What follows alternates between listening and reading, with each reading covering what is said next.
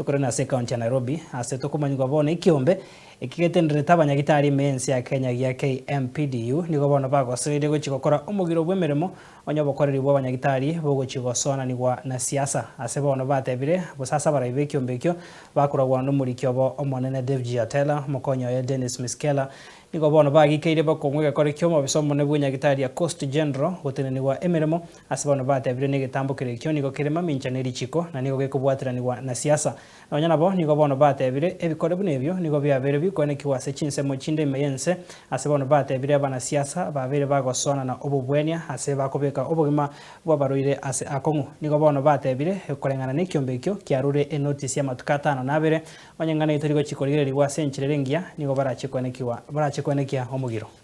This patient was not being handled outside the hospital. He was getting the emergency services in the ICU. So I don't know what they mean by an emergency services when the patient actually was being supported in ICU. That's first thing. And you can't be supported in ICU if all these other administrative processes have not been done. And to also add it, the issues of payments of these of fees in the hospitals are not issues of the doctor. The doctors, when it's an emergency, as per the Article 43 of the Constitution, in every hospital, the doctor will be running to save the life. So saving the life is key and is paramount to any other financial relation. So the chronology of the event that is being described by the doctor in that report that Ms. Keller actually outlined here clearly shows that this is a patient who was being managed.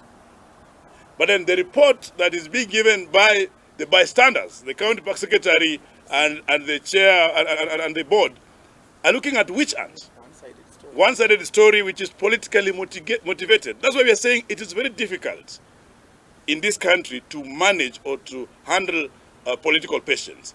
And political patients, I mean the cousins, the relatives, the friends, the campaigners of the politicians.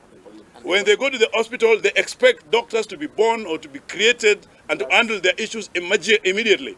They don't understand that there are no equipment there. They don't understand that the procedure, the intervention, and the others on the queue. So, and that's the problem which we cannot tolerate. We saw in Narok, and I said this, where there was a patient who came in. There were no equipment in that particular hospital. That was in 2021. The doctors who were there lost that patient. And the Maasai who were there with the MCA lynched this particular doctor. We had to admit the doctor was trying to save the patient. So these things happen a lot, as we've been describing, across the country.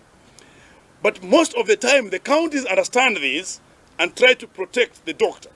But here in Mombasa, we are seeing a situation where the county is condemning a doctor who is actually trying to help the hospital. Calling him Muindi, all those useless names. And we cannot allow this to happen in the pretext of the services. So when you touch one doctor, like in this case, it destroys the confidence of other doctors handling the patient in Coast General Hospital. And therefore, us, our action every day is to build the dignity, to build the confidence of the doctors in the work they do.